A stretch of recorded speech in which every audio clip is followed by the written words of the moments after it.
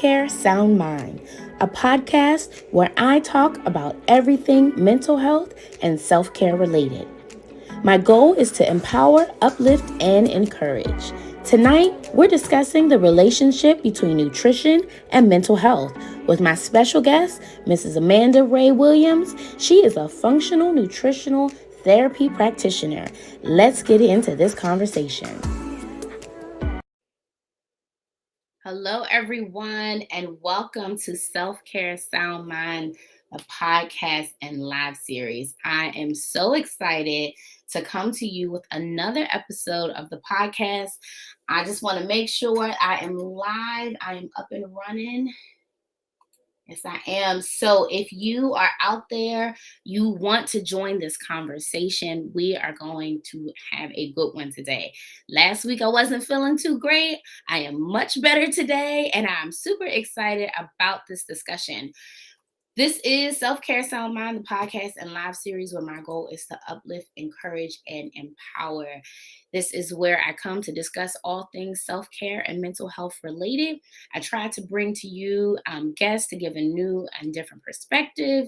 And tonight I am so excited to talk to someone who knows what they're talking about nutrition and the relationship between nutrition and mental health. But before we get into that conversation, I want to remind you of a few announcements. So Embracing Oak Therapy, you can go to embracingoak.com to donate to our free mental health campaign. This is where we are continuously collecting funds so that we can offer financial assistance to people who are unable to pay their copays or their deductible or for their self-pay session. So this is for people who aren't able to get insurance. And there are a lot of people right now who are between insurances, between jobs due to the pandemic. So we just want to make sure that everyone gets the help they need and that we are all doing our part. So again, you can donate at embracingoak.com. Also, if you follow me on social media at Kiera Moore Therapeutic Services, you know that I am currently giving away 4 free memberships for 6 months to my Self-Care Sound Mind Circle. Now, this is a paid membership, and I am going to give 4 deserving women a free 6-month membership to exclusive content, to events, and all of the such. So I think I'm going to end it this weekend. So go to Kiera Moore Therapeutic Services and like the post, like Kiera Moore Therapeutic Services, the post, share it, and tag a woman who you believe is deserving of a free membership. That is going to end very soon. So tag everyone you can so that they can have an opportunity to win this membership. Okay, let me make sure there is nothing else. Oh, next week, I normally don't share too much information about the next podcast, but I am doing an Ask Kiera episode. So DM all your questions, comments, thoughts, concerns that you would like me to ask or answer, mental health or self-care related. So you can DM that to my Instagram or Facebook page. I believe those are all of my announcements. For those of you just joining, welcome again to Self-Care Sound Mind, the podcast. This is episode 4, and we are talking all things nutrition and mental health. Let's welcome my special guest, Amanda Rae Williams. Welcome. Hello, Kiera. I am so excited to have you on the show. I'm so excited. I love this conversation, this topic rather. It comes up a lot for me in session with people. I have some clients who have had weight loss surgery. I have clients who have really poor diets and don't always see the connection between what they eat and what they feel. Right. And I really just want to shed some more light because sometimes I do feel rather guilty sharing some of this information on good. Well, I am not always practicing what I preach, but I at least know that that connection is there. So tell us a little bit about yourself and what the what is it? FNTP. What does that mean? Right. So, first and foremost, I am a registered nurse. I've been a nurse 10 years almost. And I am a functional nutritional therapy practitioner. I got a certification in this from the Nutritional Therapy Association. And it all was very kind of self-serving to start out with. I was battling with my own issues, my own Okay. depression, my own anxiety. And honestly, we are not taught a lot about nutrition in nursing school. Doctors aren't taught a lot about nutrition. They practice medicine, we practice nursing. And I sought out to kind of take a different path because being a nurse, I know how the side effects that come along with taking a lot of different medications. And I really want to try a more holistic approach first. And I just fell in love with it. And I started seeing momentous changes in my physical health, but I was most surprised by the changes in my mental health. Hmm. And I was like, this is something so simple yet so powerful that I just need to share with people in my realm, in my circle. And my circle kind of started growing by word of mouth. I was, helped a friend here, helped a friend there. And they were like, you should start coaching this. And that's kind of how Amanda Rae Wellness was born. And I eat, breathe all things health, wellness, and nutrition. Does not mean I'm perfect at it. Nobody is perfect at it. And if they profess Right. to be, That but makes me feel better. right, we're always trying to reach that horizon, that imaginary line in the distance. And the journey is what you need to enjoy, not the stress of trying to make it to the destination. Success is not linear, it's up and down. Absolutely. And that's important to remember because when it Right. comes to managing our weight, I mean, as a woman, like that is just and thank you for sharing that. Because we go through so many different things, right? That Right. cause our weight and our eating habits to fluctuate, even just hormonally. Like some days you're like, oh, I'm gonna be super healthy, and then you have this hormone shift and you're like a ravenous beast. Like, what in the world is happening? Exactly, and that is the main reason I work primarily with women, because we are so intricate and we are so bio individual, meaning that what I need right now is not what you need right now Mm, necessarily. Like, I just came off having a baby, so I'm eating all the calories, trying to produce the breast milk. You may be going, starting to run a marathon. Your body needs different things than mine yeah. does.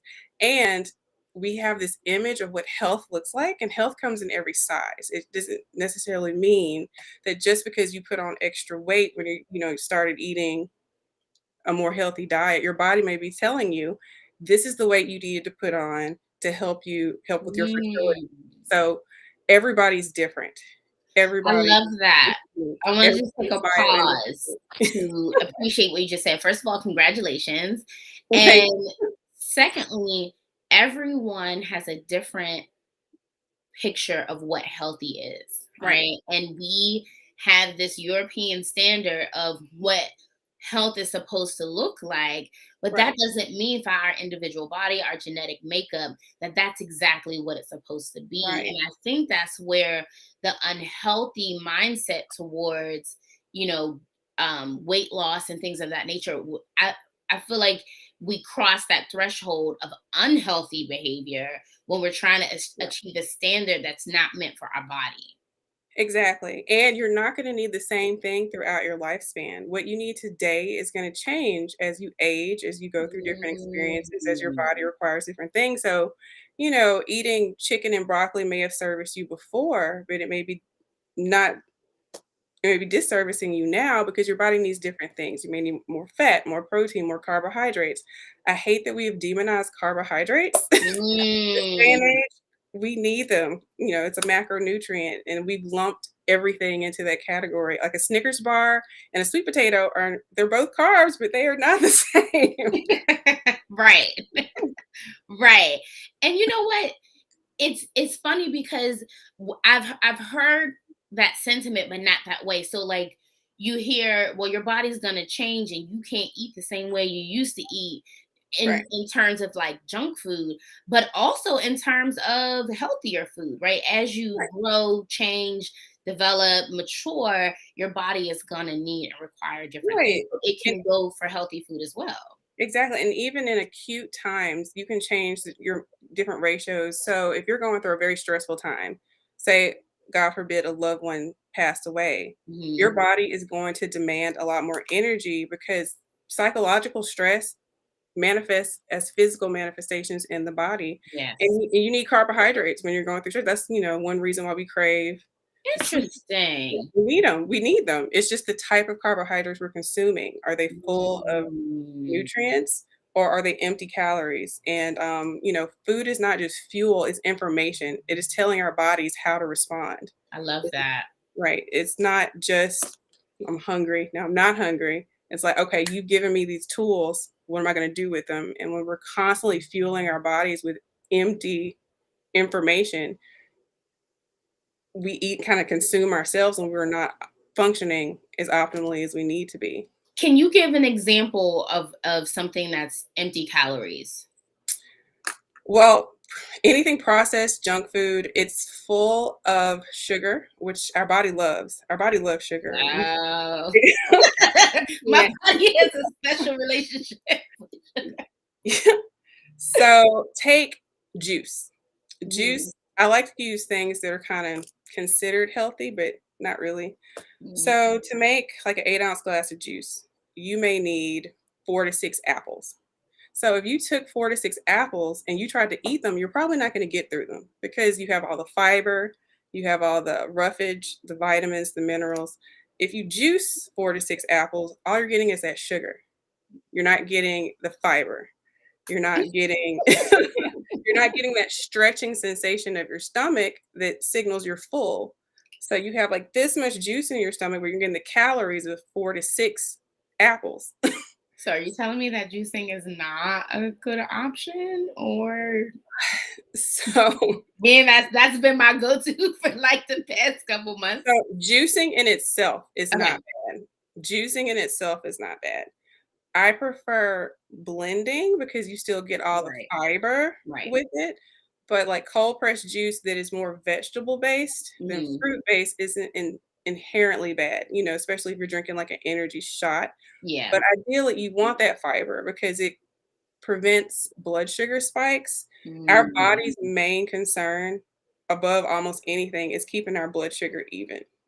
right. So when we shoot our blood sugar up by consuming, you know, processed foods, juice, we shoot our blood sugar up and our pancreas Yeah. fires insulin out and it drops it. And when it drops it below that safe line, we're like, that's when we get hangry. And we're like, oh, I need to eat something. Mm, Our body considers it a stressor.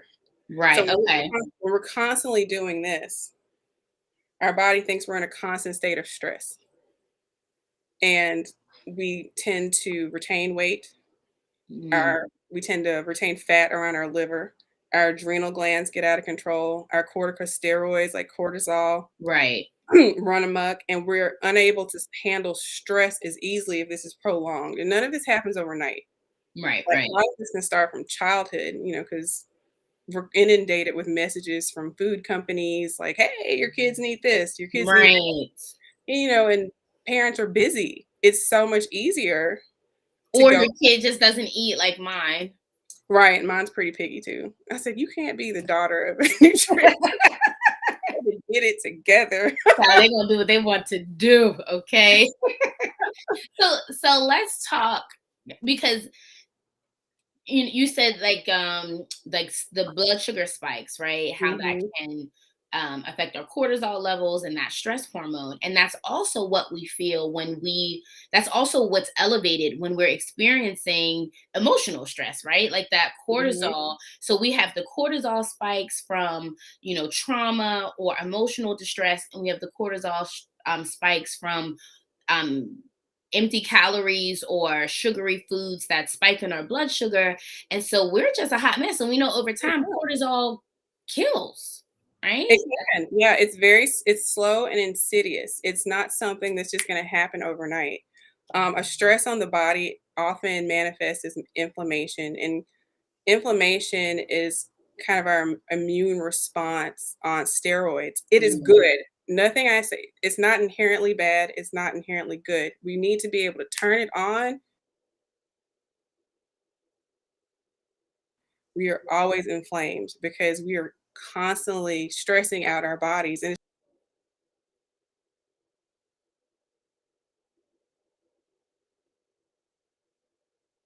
I um, may I lost you for a second.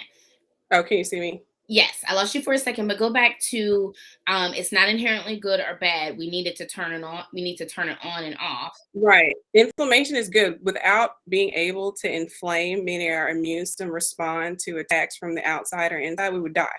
But the problem is we're constantly inflamed, either from food we eat, products we're putting on our skin and hair, Hmm. um, cleaning products in our house, and even media we consume, things that keep our brains in a stress state. Not Yes. sleeping is a huge one, especially from women. I'm convinced, and from working with clients, that if you can just learn how to sleep, and it is something you need to learn how to do, Yes.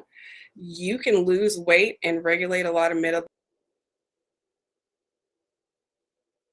You should do those, but sleep is crucially important, and we just don't know how to do it anymore because we have screens here, we have, Yes. ambient light, we have noise, we're constantly thinking, Our especially brain is women. so activated. Yeah, we're constantly thinking about the 20 steps ahead of us, or what happened from the day, or what, little John John's gonna eat at lunch tomorrow, or the bully picking on. We're constantly, as women especially, on. So over time, our bodies just kind of wear down.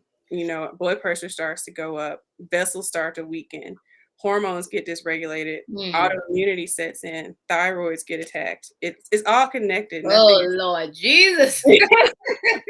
And all of this from different avenues of stressing our body and increasing that stress hormone, of It course. is. Yeah, it's a And so, web. so Nothing is I'm isolated. sorry. Go ahead. It's like a spider web. If you pull on one string, the whole web pulls. It's nothing is mutually exclusive from another thing.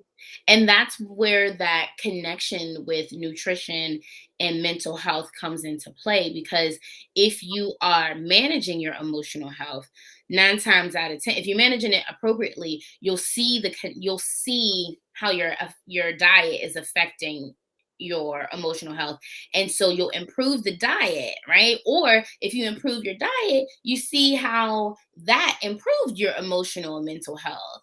Yeah. um you know, we talk a lot about um I talk a lot about coping strategies, right? And so I'm always advising physical movement, sunlight, water, right? But I never get into like, what are you eating, right? I'll ask them what kind of music they're listening to. Don't listen to depressing music if you're depressed. But I will ask though, like, what they're out. Sometimes I'll ask about their diet, because I always say, if you're feeling crappy and you eat crappy, you're just gonna feel even more crap, and that's a whole lot of crap. Okay, and so Right. we got to eliminate some of the crap, right, by managing our diet. But that inflammation, right? That I read that in another book called The Brain Fog Fix, and it talked Mhm. about that inflammation in the brain, because there was a period of time during the pandemic where I was just like, yo, I am in a fog. Like, I was Mm. having a hard time functioning. I was having a hard time thinking straight. And I think that it was a mixture of the anxiety, poor diet, not moving. And when I started walking, I noticed that it started to help. And I started to eat better. And then I noticed that I was feeling better than I did before the pandemic started. Right. And you're absolutely right. It's a combination of all of those. And where I see a lot of people, and even including myself, I'm one of those people. I'm like, all right, I'm gonna make this change. I'm going all in. I'm jumping in the deep end. We're getting rid of all the junk food. We're doing Don't call me out like that. we're doing it all. And you set yourself up for failure because you try to bite off more than you can chew. You get overwhelmed, and you're like, you know what, I'm not doing this anymore.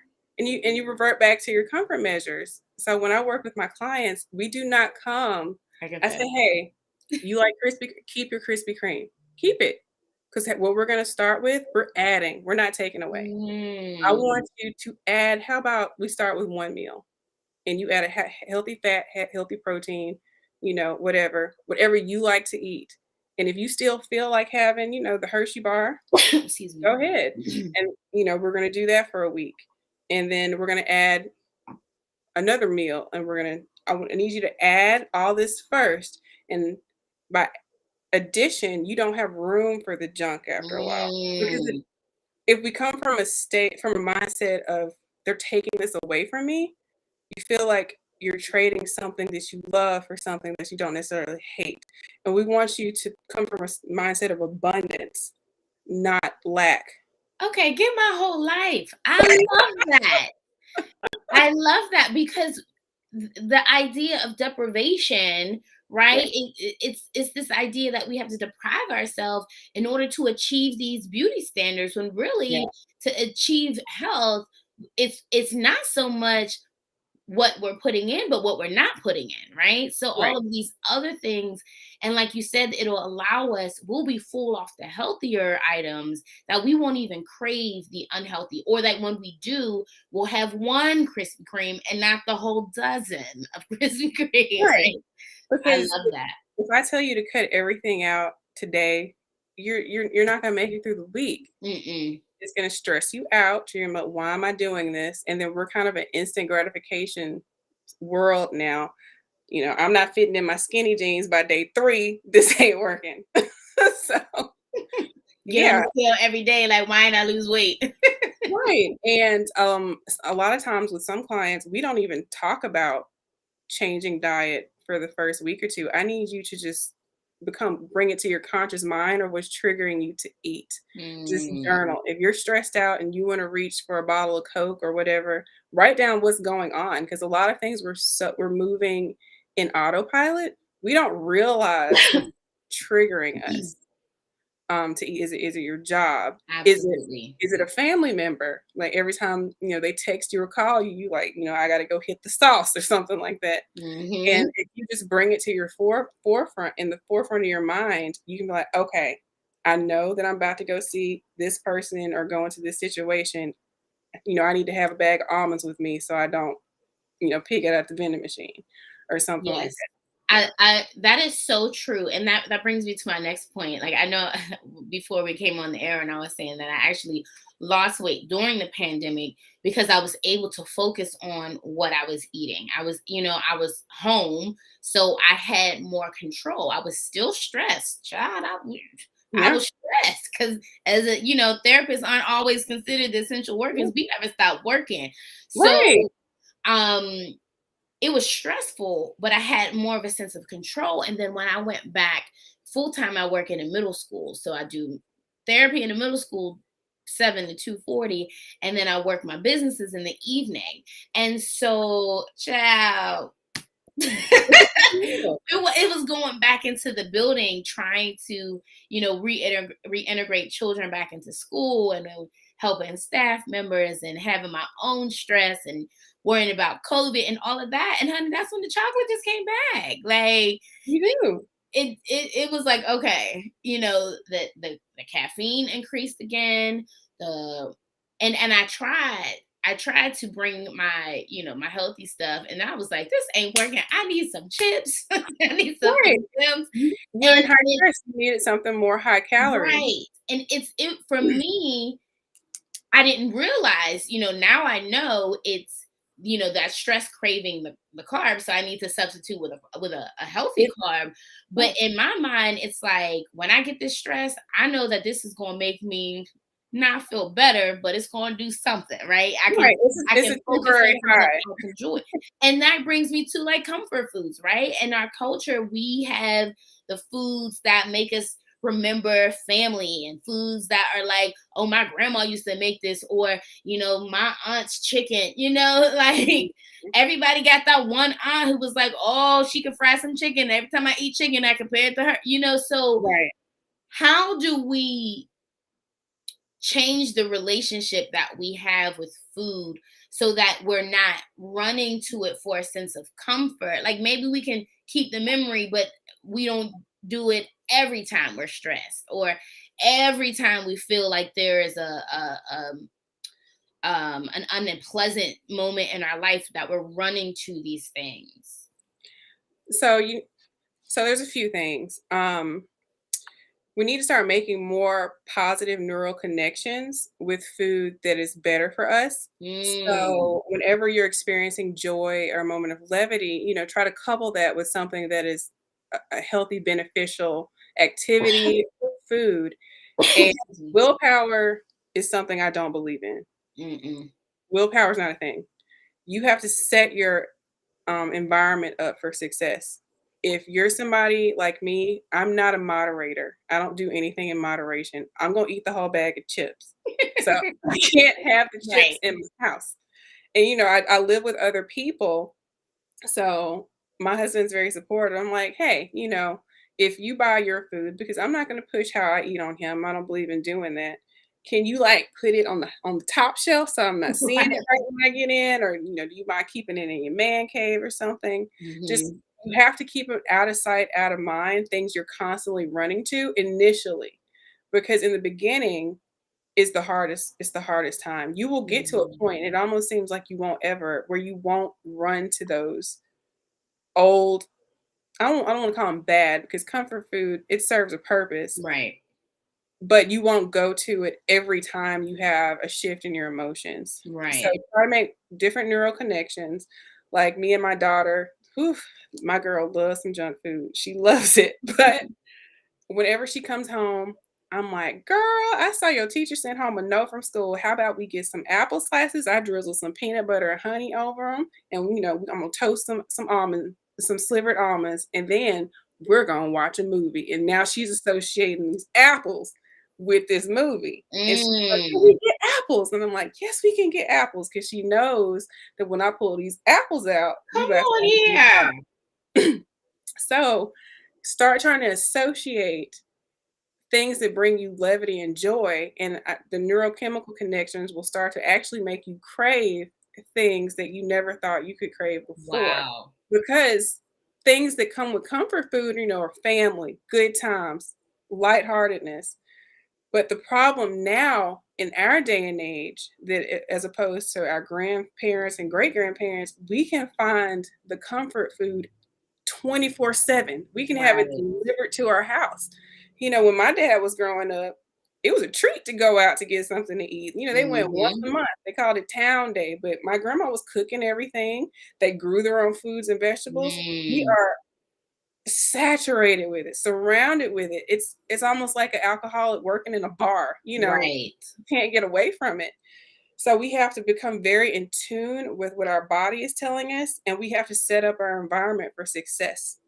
Because if we rely just on our impulses, we will run to the path of least resistance every time. Like there's Right. a Taco Bell within eyeshot of me right now. I can walk there. It's everywhere. So we have to become very conscious about, all right, am I really hungry or am I just upset? Am I stressed out and I Mm. don't feel like cooking? Is there a way I can ask my husband to go, up to Chipotle and get me a bowl without rice or with rice? I'm not against carbs, just whatever your body needs at that time. And we just have to become cognizant of it. And fortunately, just as we have junk everywhere, we have a lot more health options that are Yeah. fast food now, and you can tailor them to what your body needs and doesn't need. We definitely live in a great time as far as trying to eat healthier because it's kind of a thing that's becoming Yeah. more It's very acceptable. trendy right now. Yeah, and I hope and I have thoughts about that too. I hate seeing people monetize health as much as they have. Like, Mm. you can't be healthy without this one thing, but that's a whole nother conversation. But But it's true though, because that's another thing that keeps people, the idea that you can afford to be healthy is another thing that keeps people from just, not even trying. right, it is. And I hate the notion that if you can't eat all organic, all grass Mm. fed, even though ideally that's what you want, just don't even try. No, like get the regular, tomatoes, potatoes. If it keeps you from eating out of a brown paper bag every Right. night, Right. we sacrifice the good for the perfect, like when we shouldn't. We should just be making strides. Wow. And people Don't leaving. sacrifice the good for the perfect. Right. Don't sacrifice the good for the perfect. Incremental gains. It's the aggregation of incremental gains that we need. So, I Um, love that. yeah. So you just got my spidey senses just going. Um, so sorry, somebody is spamming my comment Yeah, section. I saw that. I was like, what is that? It's coming from YouTube, but that's okay. We're gonna ignore that. So when you talked about the comfort food, right? Mhm. I love how you broke that down, that it's not, and again, it's not something we have to take away. Like you said, just add the healthier things, right? And like you said, moderation is not easy to do, but when you consider the outcome, right? And I think that's something that we can enjoy foods that we like, but we also have to consider the outcome, right? And so if we are enjoying a comfort food or a soul food dinner, but you know you're diabetic or you have high cholesterol or your blood or your, you got have blood pressure, that's something to consider, right? Like that's not something you want to Right. overindulge in, right? um Right. but it's something that um you can eat, you can modify, these are things that can still You be in our can. diet, but we have to also pay attention to the result of it, like Right. what is the aftermath of it. And I think that's with everything, right? Even relating it Right. back to mental health. You, we talk about, this is my self-care podcast, and a lot of times people don't think they have the luxury of self-care, and they don't realize that self-care is literally taking care of yourself. So if it Right. is adding more positive calories, more nutritional calories, adding better food options to their diet, not thinking that they have to be perfect and giving up because they can't get the all organic, right? Or Right. all Yeah. natural, whatever. If you can just add something positive Right. to your diet, something guilt free, so to speak. I think Right. that's such a great place to start, because that literally is self care. When you feed your body, we only get one body. And if Mm-hmm. we're beating it down, if we're wearing it down, if we're putting, if we're only feeding it junk, it's going to break down. We talked about how the emotional and physical is connected. So we have to take care of our mind, body, and soul. And so I definitely love all that you have said so far. I really, there's so many things that I'm going to take from that, especially not depriving yourself. I think Yeah. that is so important, because Yeah. those are the messages that we get from the media, that you have It to is. deprive yourself from everything that tastes good, eat cardboard, and exercise 6 hours a day to No. get someone else's picture of health. And that is not what we are trying to promote here. We are No. just trying to promote positive nutrition. So can you, because I saw your Instagram, honey, and I was like, listen, I'm always trying to find, Oh, it's like that's. I am cooking this, and I love to cook. Cooking is a coping skill for me. I Mm-hmm. don't know if I'm the only person who actually enjoys meal prep, but I that for me is a joy. I plan to bake when we're done here, because it's something that I just really want to do right now. I'm not gonna eat it all. I'm gonna freeze a lot of it. But It's funny you mentioned Instagram. So I took, I guess it's not a fast, a hiatus from like all social media during 2020 because I was child, finding, I yeah, should have did that. I was finding myself getting into a dark headspace of Mm, comparison. And I was always thinking like, "Oh, I have to, like, plate this food and make it look pretty for Instagram," and I'm like, mm, this is not the message I'm trying." It's something I enjoy doing. I like, embracing my basic and taking pictures of my food and making it look nice, but it's not the message I really want to send to clients because, think you're at this Pinterest looking plate in order mm. to be getting any kind of nutrients. You wanna know what I ate for breakfast this morning? I ate a boiled egg, 3 strips of bacon, and some sauteed spinach, and it looked real sad on that plate, but I had a bunch of energy when I was done. I was like, "It doesn't have to be anything elaborate are fancy, and the world is telling us this because we have Mm, all these influencers like, this is what my life looks like, and this is what your life should look like if you want to look like my life. And so I took a break from that. And another thing that some people out there like to cook, but everybody doesn't like to cook, and they right. find it like my best friend, she loathes cooking, loathes it. And there are so many. My favorite resource is this meal prep. It's not even meal prep. They're frozen meals that are already cooked that you can just throw in the microwave, and they're healthy fats, low in carb, and they are delicious. You just have to add a little salt and pepper because they have to cater to a lot of people who can't have a lot of sodium. But Hmm. I recommend this a lot to my people who suffer from depression, because when you are depressed, you don't feel like doing anything. You barely Right. have the energy to Barely put your functioning. socks on. Yeah, so I'm not. I can't tell you to start, going grocery shopping, which sends me into a frenzy anyway. Then lugging all this stuff home, trying to figure out what to mix and chop to make this meal just to get you to feeling Hmm. better. You don't have the energy to do that. Right. So here, let somebody do it for you, and that way you can try different things. Like, oh, I never thought about trying this with this. Oh, this is pretty easy to make. It's just some ground beef and some sweet potatoes with some, sauteed broccoli. You're like, oh, I never thought of doing that. That's pretty easy. And it's done for you. Yes. So that's something I I like use with, that. yeah, sometimes we have to throw a little bit of money at it for the convenience.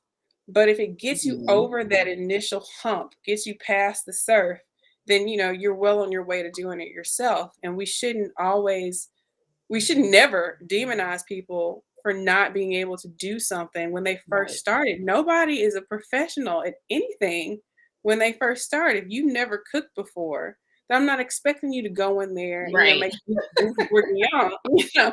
Use the resources that you have around you Right. to assist you. Right. Right. I love that. And it's funny because I was gonna say, man, your Instagram look, I was like, oh, this how she rolling. Oh my God, let me step my game up. But I love how you cleared that up. Like, No, I mean, It's, yeah, it's it's nice to plate things nice and be fancy, but the message you're trying to share is the nutrition. And right, sometimes it's not gonna look pretty, but like you said, it's gonna make you feel better. It's gonna make you right, feel great. And I love that because Instagram is the highlight of everybody's life. They're not seeing yeah, what's going on in the background. they're We not. look at other people, but we don't know the full story. And so yeah, I might have a pretty plate that I put on Instagram, but everything else that I'm putting in my body, it might not always look too great. It's so funny because sometimes I'll say that too, and people are like, "Ew, what are you drinking?" First of all, it's healthy. Mind your business. Don't matter that it's brown. Take it away. Don't matter that it's green. You know what I mean? But I love that, and I love that, just that notion that you shared to remind us, look. And sometimes when you're doing, not even sometimes, when you're doing the work and you getting down and dirty, it's not going to always be pretty. When you're facing those issues, when you're looking at yourself in the mirror saying, girl, we got some work to do, that's not always pretty either. And so we can't just focus on the pretty part. And I love how you pointed out the fact that nutrition is being monetized right now, and don't fall into the scams on Instagram, right?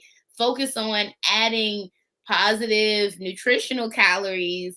Don't Yeah, overwhelm yourself with everything that you feel like you have to deprive yourself of. Start where you are. And I love that that's your message, because it's the same when it comes to therapy, right? Like, we have to first be aware of where you are. What's triggering you to feel depressed? What's triggering you to overeat? What's triggering you? What's not triggering you to stop eating? You know what I mean? Like, right, what's going on, and where can we start? How can we focus on where you are now? Come as you are. Don't think about right, everything you have to shed just to be someone. And also, what is healthy, like you said in the beginning, for those who might have joined late, what is healthy for you is for you, and somebody else's uh perspective or view of health is not exactly what your body needs. So even knowing that, so how, walk me through what somebody, when someone comes to you or they're mhm, trying to change their nutrition, How do you start? What does that look like? So before we even talk about food, we do a deep dive. I get a thorough medical history. We do kind of a stress timeline. We bring a lot of things to the forefront. And I apologize ahead of time to clients. I'm like, hey, I'm going to send you a questionnaire. You'll be like, how many items are on this? Why is she asking me like if my mom had a C-section? It all matters. Hmm. What type of well, if I have well or city water, it all is connected. But Wow. we get really deep, and I like to take the guesswork out. So we do blood work, and this can be blood work you bring from your doctor, or you can get from me. And I like to use the blood work because it is generally accepted. It's what medical doctors use. We just look at it from a foundational approach. So, Hmm. because doctors usually look for disease processes, I look for trends. Like, okay, Okay.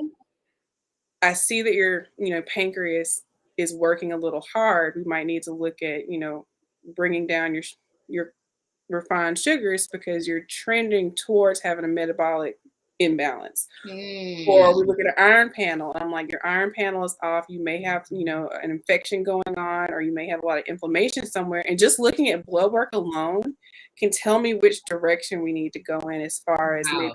blood testing or hormone testing. Because I don't want people to go broke trying to get answers for their health. And it can be frustrating when you're only spending 15 minutes in a Right. doctor's office and they're like, oh, it's probably this. And then they write you a prescription and that wasn't it. So, Child, just guessing.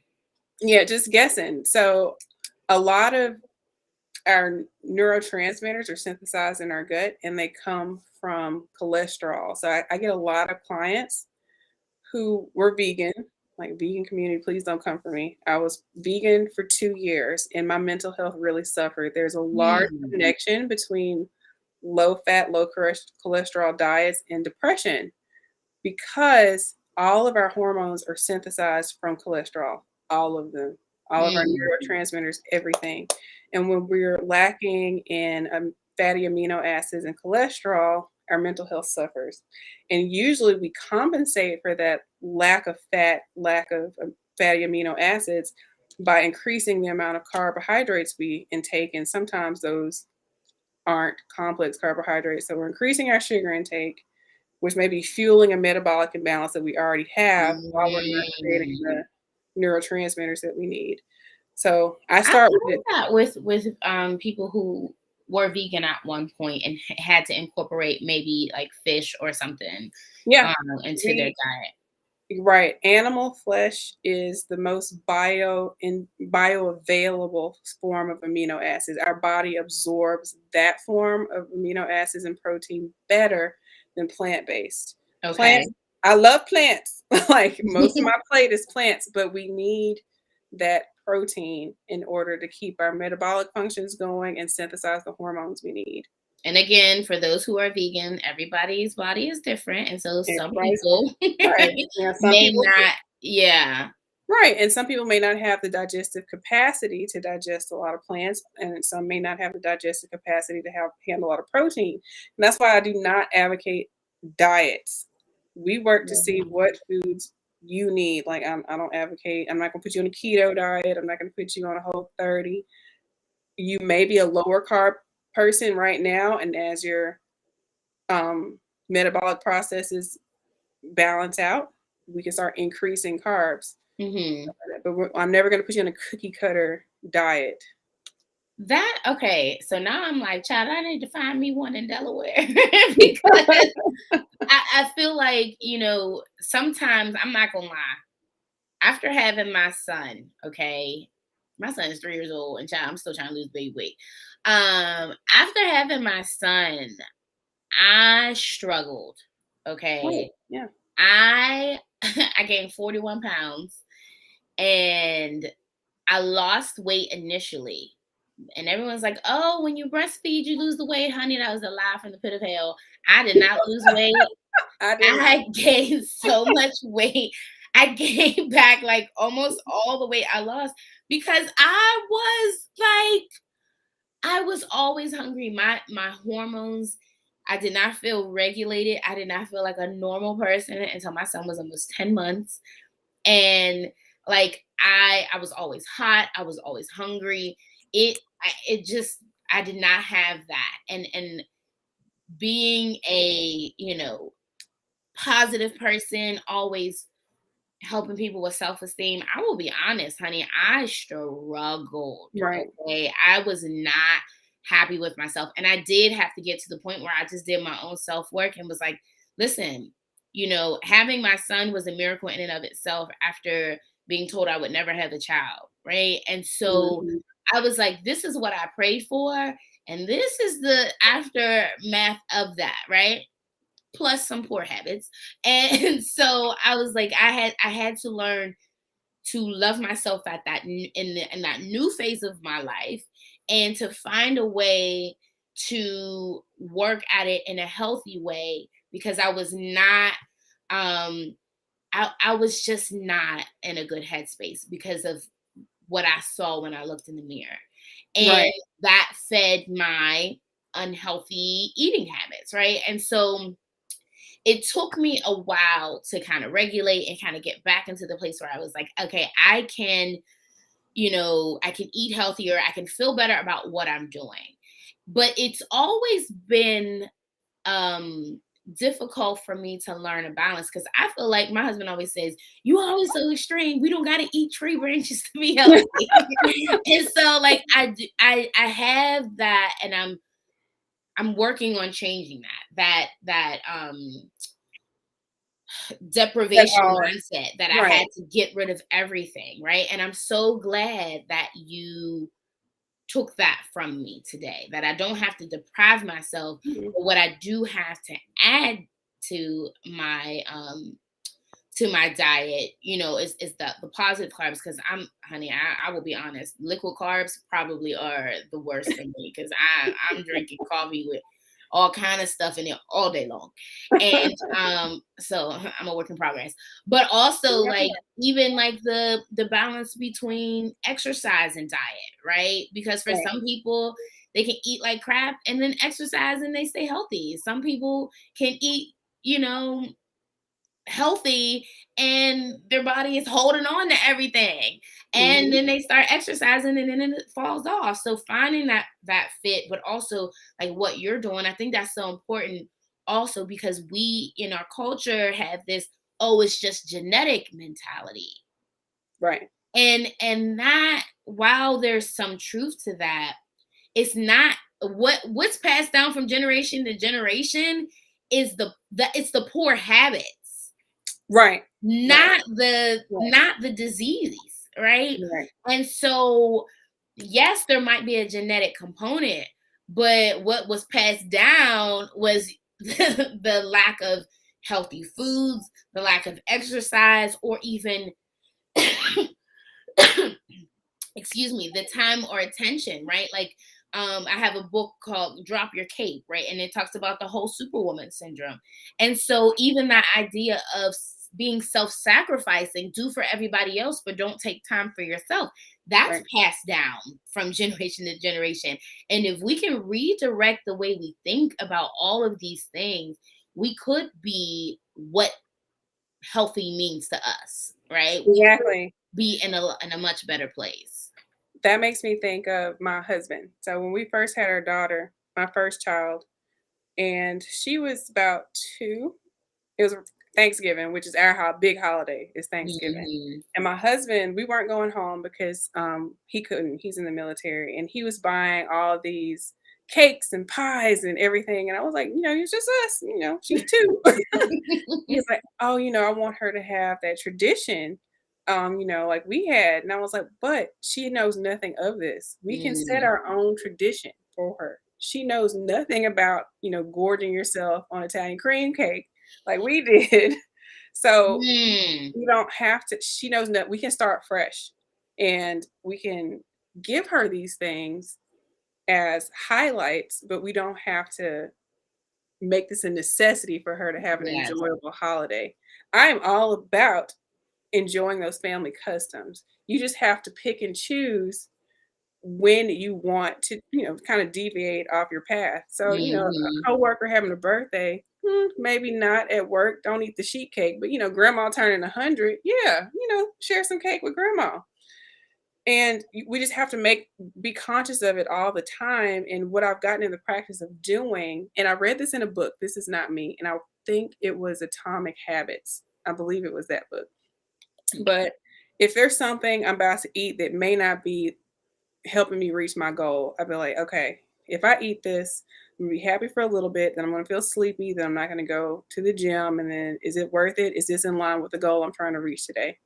If I feel like it's worth it, I'll eat the cookie. If not, I'm like, no, this cookie ain't that bomb, it ain't worth it. Right. And it helps me make a more conscious decision. But if you make the decision, just live with it. Don't beat yourself up afterwards. Right. Like, let it go. Right. You keep what you're like, hey, is the life I'm trying to lead, the goal I'm trying to reach, is this helping me get there? If not, am I okay with that at this moment in time? I just had that conversation today. I was talking to my sister. I was talking to her in terms of our spending habits, but I think a lot of some of our behaviors. I was explaining to her my revelation, where, like, we get a lot of things that we do from our parents, but what they did was based on their experience. But Hmm. they passed that down to us, and now we've meshed it with our own experience. And I'm like, we have to change the relationship that we have with these things, because what it was for them is totally different for us. And Right. what it really boils down to is, where am I trying to go, and how is this decision affecting me? Right. Excuse me. If I'm trying to save money for excuse me, a specific reason, but my impulsive or anxious shopping is causing me to spend money, it's taking me away from my goal. As Right. opposed to just saying, okay, really reflecting, okay, what are you feeling right now? Do you really need that? Or are you just feeling anxious and this is fulfilling some sort of need, right? Or desire Right. that you have? Or is this just impulsivity that if you redirect and manage and use your coping strategies, you'll be like, I don't need that, and Right. go towards your goal, right? Right. And so it's similar with, and I feel like in consumption in general, whether we're Yeah. consuming material things, whether we're consuming food, whether we're trying to fill a void with, we fill with relationships and people, it's all about, what are you going to feel after that? Are you going to Right. feel guilty? Are you Yeah. going to be like self-loathing and have a pity party because you gave in to something that is taking you from your goal? And when you look at it in that perspective, and like all that can trickle down from it, it's like, oh yeah, it really ain't worth Right.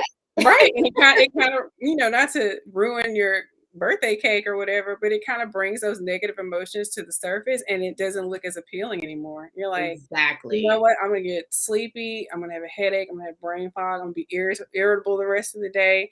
I'm gonna be mad at myself. I'm gonna beat myself up. My pants gonna feel a little tighter. You know what? I don't want this anymore. And Right. yeah, Right. Right. it feels weird because people have caught me doing it at work because we have a candy bowl at the hospital I work at, and I think that's how they keep us from rioting is with that candy bowl. And I'll go and I look at that candy bowl. I said, "Not today, devil. I'm trying to get through this shift." I said, "I have 8 more patients to get upstairs, and no." I said, I know "No." that's right. I know that's right. And I think that when we, in terms of self-care, right? When we realize that a health what is healthy for us, eating healthy, physical movement and all of that, that is self-care, right? And so when you are caring for yourself enough to say, you know what? I want to have longevity in life. I want to have a healthy life. I want to reduce the brain fog, the inflammation. I had my doctor call me a couple months ago and was like, "Oh, your cholesterol is a bit high," and I was like, "The devil's a lie. What? No." Mm-mm. And she's like, "And I'm gonna need you to cut back on red meat." And I'm like, "What are you? What?" And then I had to get tested for high blood sugar, and that came back normal, thank God. But she was like, "But I'm gonna need you to cut back for this cholesterol," and I'm like, "Okay, I am way too young to be worrying about this, right?" But at the same time, if I don't want that to be a problem, I have to say to myself, "You gotta love yourself enough to put a boundary on the comfort and the indulging, and look at what you want out of life. Because honey, a burger is not worth years off my life. It's not. It's not. It's just Right. it's just not. And so, finding ways um to add to my diet, finding ways to look at it as a form of self-care and mental health as well. Right. So all of that is, child, you just got my whole life together. I'm gonna go ahead. I'm gonna make my little dessert, but I'm gonna do Right. it in a way where I am not going to go overboard. I'm not overindulging. I'm just gonna do it for the fact that I just enjoy the process. Right. And then And my I'm good not against grace. dessert. Yeah, I'm not. And we have to learn to live outside the box. We are a data point of one. Don't worry about what's working for everybody else. If you're eating like, Becky, your coworker, who's looking great, energetic, but you feel like crap, even though you stuck Mhm. with it for a while, that is not working for you. So you need to pay attention only to you. Like I personally, sometimes you go through phases where you're craving chocolate, which can be a sign that you need more magnesium. But if I want chocolate, I'm going to eat chocolate, and I will eat my dessert with breakfast sometimes because Child. I'm I making a love strategic decision. I'm like, I'm starting my high calorie food at the beginning of the day because I know I'm going to work it off throughout the day instead of mm, indulging in my, dessert at night right before I go to bed where it's going to mess with my blood sugars. So I mm, may have bacon, eggs, and then I may go get a little of a brownie. And I'm okay with it. I don't do it all the time, but we're not going to tell ourselves we're never ever going to have something again. We're gonna right. we're gonna flip the pyramid on its head. I was eating like this the majority of my time. Now I'm making that switch, but it doesn't mean I will never be able to have X, Y, Z again. So Right. Last thing I want to ask you about before we go tonight, and I really appreciate this conversation. Thank you so much. absolutely. What do you consider, or what do you think about counting calories? Like that, does that go into that whole like deprivation kind of thing? So if people who work with me, we do not count, weigh, measure anything. We're all about intuitive eating because I do Hmm. not like to foster food fear. Because when you get used to counting and measuring, you become fearful of ever deviating from that. And like I said from Hmm. the beginning, the calories you need today may be different from the amount of calories you need tomorrow. Like, you were with your breastfeeding, you need a lot more calories when you breastfeed, you eat a lot. Right. So we do not count, we do not measure. We really try to hone in on our intuition, and we kind of use our own anatomy to measure. Like the size of the palm of your hand is about the amount of protein you need with each meal. And half or three quarters to your plate, try to fill that with leafy green veggies, and a quarter of your plate. Just try to get used Hmm. to visualizing because we need to tap into our ancestry. We didn't have like jobs like mine didn't exist, Right. with our grandparents because our grandparents knew how to eat. They ate Right. what was local, they ate what was seasonal, they grew it themselves, they cooked it themselves, and they were full. A lot of food today has chemical overrides that override our leptin and ghrelin Mm. hormones, which are our satiation and hunger hormones. So you ever eaten like a bag of chips or a box of donuts and you're like, I'm still hungry?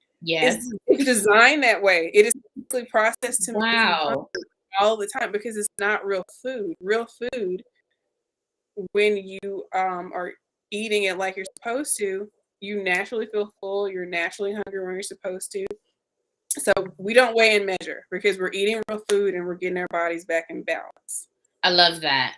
And that's so true. And I love that you say you don't want them to fear food. No, You no, I not at love all. that. And I did forget, I do also, so this will be my real last question.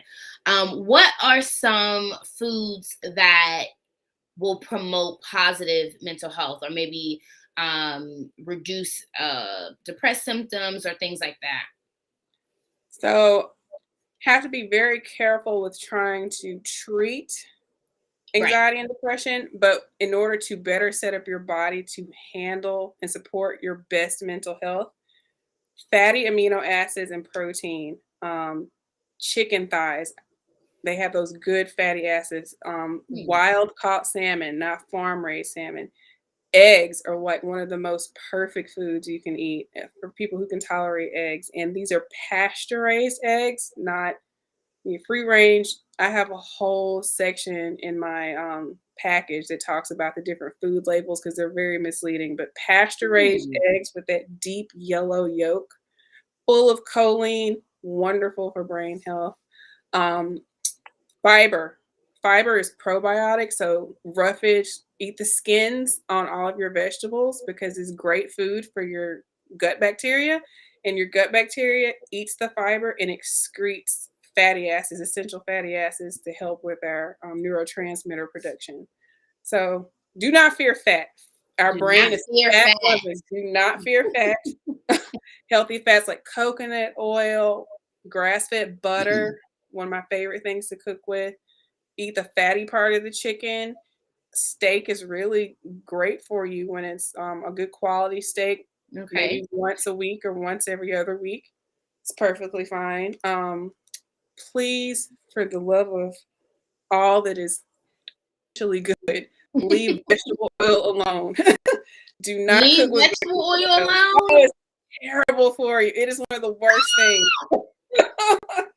Do not. It is not even it's not even made with vegetables. It's made from rapeseed, which is highly inflammatory. Leave it alone. Rapeseed is inflammatory. It's rapeseed, Uh, RAPESEE, rapeseed, yeah.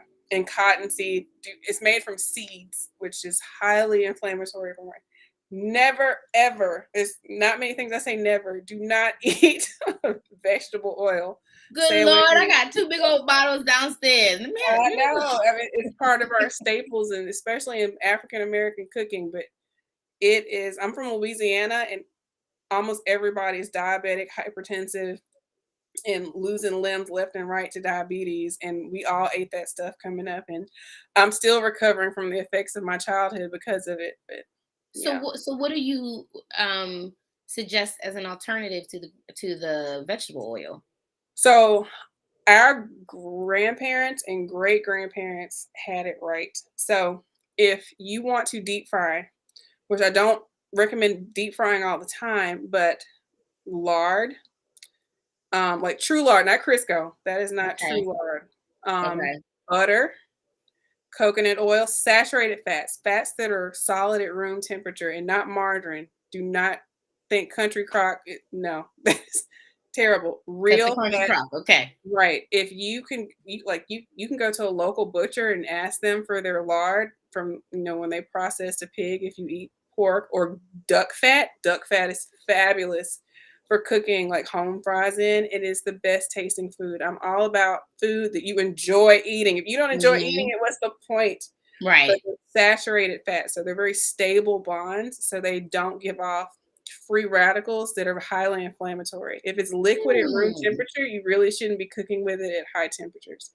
So, like olive oil is a great fat to cook with at very moderate temperatures, not for like Right. sauteing, just very light cooking in olive oils. But um, yeah, those are great for high temperature cooking. And I have a whole fat guide on my website and I'm getting ready to post. I've been working on this kitchen sink. It's called the Kitchen Sink SYNC, and it's talks about all this stuff. It's like a reference for people to look at, things to avoid, things to cook with, why you should not be using plastics to store your food in, and the different Good types Lord of Jesus. cooking. They contain a lot of pseudoestrogens, which can mess with your thyroid and mess with your Oh ovary my production. gosh. Everything is connected and it can be overwhelming. That's why it's a program. We go slow. Right. We give everything to you at once. We start with the simple foundations because I'm still a work in progress. I'm not perfect. I still have stuff that's plastic in here. And every now and then, I have a beer or whatever, that's life. We're not perfect. Right. but Well, I am better than I was before. I mean, child, you done got my life together, snatched my edges, you done did it all. So tell everyone where they can find you, they can follow you, your website, all that good stuff. All right, so my website is Amanda Rae Wellness, and Rae is RAE, my middle name.com. You can Amanda also Rae find Wellness. me on Instagram. She eats that stuff. I'm not very active on there because I told you I was taking a mental health detox, but I'm about to start being very educational, informational, less food pictures on there. Hmm. And you can always email me at amanda@amandaraywellness.com. And I'm also starting a TikTok, which will be She Eats That Stuff. Okay, Yeah. okay. So Well, I added your website to the comment section. And everyone, I mean, this is just this is these are the types of conversations that we need to have, because I do believe that people want to be better. I do believe right, that, you know, every generation wants to improve, and I think it's how we make those improvements is what differs, right? And right, so it's like you said before, it's not that, we have to take things away or deprive ourselves. It's not mm, that everything that grandma did, was super unhealthy. Maybe it's your individual relationship with food and why you're eating it. Maybe it's the emotion that you are trying to manage, and it's coming out in an unhealthy way with what you're eating. right, Whatever that is, we can work on that. We can work on right, it through mood management, through awareness, improving your diet. All of this was just wonderful, and right, I don't know. We might have right. to have you come back again for Girl, just I another can go on conversation. forever Well, about this is just, I mean, don't get me started about cholesterol. I would good like to Lord. see We might have I to talk about that later. no, because don't get me started because what they recommend for normal cholesterol levels is a lot lower than it should be, and your cholesterol is Mm, probably fine. they try to get me. They try to get me. Yeah, I am not. Don't get me started. I work with a lot of heart patients, and Mm, they're not any better with these low cholesterol diets and statin pills. They're actually worse wow. off it.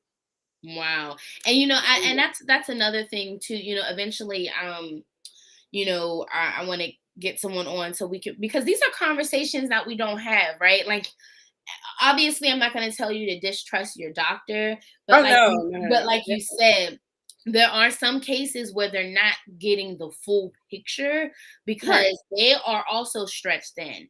And so they finding are. someone like you who's able to do, to look into your history, to check your blood work and to say, okay, this is what is right for your body. I think even knowing that that's available is a game changer. Right, And and so I think that is just, I mean, I really feel like this is what people need, because everybody's level of struggle is different, right? And maybe it is therapy. Maybe going to therapy and working through childhood trauma or adult trauma will help with your eating habits, because it's a maladaptive coping skill for you. Maybe right, it's because you're not eating things that are good for your blood type. Whatever it is, we will figure that out, right. because there's help available. Yeah, and I very much believe in the integrative approach. We are not isolated. We work together. Our services Mhm. complement each other along with your doctor. And I tell my clients everything we're doing, please, let your doctor know because I don't want to, circumvent them or feel like we're stepping on their toes because what they're doing is completely different than what I'm doing. They're managing disease. We're Right. managing foundations, which hopefully will alleviate the symptoms of your disease. So, And that is the big picture. That's the yeah. point right there. We're not just dealing with it. And sometimes you got to deal with the symptoms in order to quiet things down to get to the root of the problem, right? What that happens. But eventually we got to get to the root of the problem. If it keeps coming back up, we haven't gotten to the root, right? And Right. so I love that. I love that you take an integrative approach. This was just Absolutely wonderful. Thank you so much. No Thank you problem. This is so, my so, first so podcast. I'm excited. well, I mean, you came in here and you really shared a lot. The comments are coming in on how informative this was. If you are just joining us, this was Mrs. Amanda Rae Williams, and she is a functional nutritional Therapy therapy practitioner. practitioner. Those are new acronyms for me. You can go to Amanda Rae Wellness. It's in the comment section. Check her out. Let her know that you enjoy the podcast. Check her out on Facebook and Instagram. This has been wonderful. I appreciate you on the show. I'm gonna put you in the waiting room, and I'm gonna let everybody know what is coming up next on the podcast. Thank you so much. No. Oh my gosh, that was wonderful. I thoroughly enjoyed tonight's conversation, and it has given me so much to consider and think about. And one of the things that is one of the biggest takeaways for me is not to deprive myself, but to add the positive, and adding that positive, the healthier and nutritional foods to my diet will decrease the room. It will decrease the space, the cravings, and all of that for the unhealthy. And that is also how you can look at your self-care, right? You have so much to do, but if you add a positive activity, if you add something to your life that is fulfilling to you, that is something that's fulfilling one of your 8 areas of wellness, that is a wonderful place to start. Maybe you can't drop all your responsibilities. Maybe you got to keep your cape on a little bit. You can add to your life, though. You can add to your self-care. You can add to your health. You can focus on adding, and then the things that need to be subtracted from your life, or the things you need to decrease, that will come naturally. That was wonderful. I hope you enjoyed the show. Please remember, if you are looking for a accountability partner, you can join my Self-Care Sound Mind Circle, which is a paid membership to exclusive content, events, and coaching. I'm currently giving away 4 free memberships. If you go on Instagram or Facebook, like, share, and comment either your name or the name of someone that you know could use some self-care. I am not raffling, but I'm giving away 4 free memberships for 6 months. So you can do that. Also, if you want to help our free therapy campaign, please go to embracingoak.com. Embracing Oak has a new therapist as well. We have staff on hand ready to work with you. We accept Highmark Blue Cross Blue Shield, Highmark Health Options, AmeriHealth Caritas, and Self-Pay. That is all that I have for you tonight. The next episode 5, will be Ask Kiera. DM me. Let me know if you have any questions, comments, or concerns that you would like to answer, whether it be about relationships, mental health therapy, depression, anxiety, working with children. Ask me and I will do my best to answer. Thank you so much for watching, and I will see you next time. Here's what's coming up next on Self-Care Sound Mind, the podcast and live series.